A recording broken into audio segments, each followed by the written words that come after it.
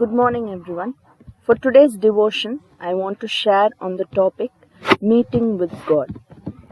When God decides to meet us, we can be sure that He is going to use us for something better. Let us see from the lives of a few biblical characters who are met by God. Abraham. When we look into the life of Abraham's ancestors, starting with Noah, we can find that Noah was alive when Abraham was born. He only died when Abraham was around 58 years old. When we see about Terah, Abraham's father, in Joshua chapter 24 verse 2 it says, it clearly states that Terah worshipped other gods, but there is no mention of Abraham doing the same.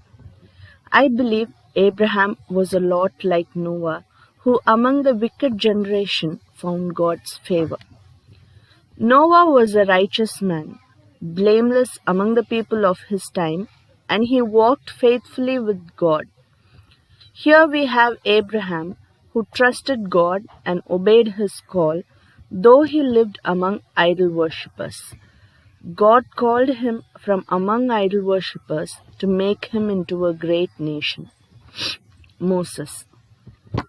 We all know the story of Moses. Moses would have led a luxurious life in the palace. He would have been trained in all fields and he would have grown with all luxuries of royalty. But God did not meet him in the palace. God met him when he was a shepherd in the desert. God made him a great leader.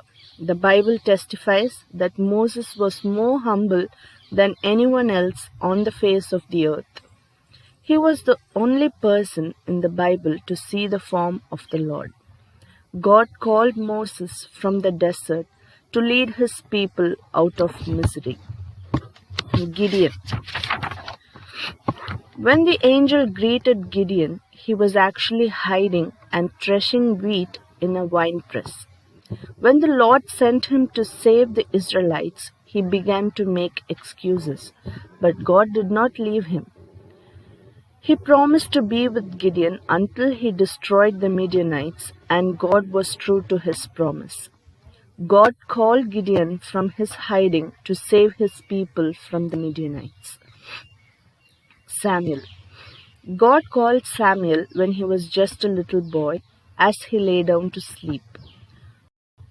When God spoke to him, he conveyed the message to the concerned people without any hesitation. He was not a person who pleased men. God made him a great prophet, and the Lord honored him by using him to anoint the first and second kings of Israel. Saul. Saul was a learned person. He was a Pharisee, a descendant from Pharisees. He was also a leader of persecutions. He persecuted early Christians beyond measure. The Lord met him on the road to Damascus, and he became the Lord's chosen instrument. We see his later life where he fearlessly bore witness to the gospel.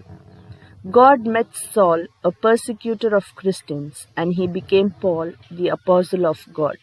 From all these incidents, we see that each of their lives were changed completely after meeting with God. This same God is at work even today in our lives. God might call us to leave our Father's household. He might call us to go back to the people who seek our life. He might call us when we are in hiding. He might call us when we lay down to sleep. He might even call us when we are planning destruction. It doesn't matter who we are, where we are, or what we do. When God calls us, all we need to do is obey His call. When God meets an ordinary man, his life becomes extraordinary. Thank you.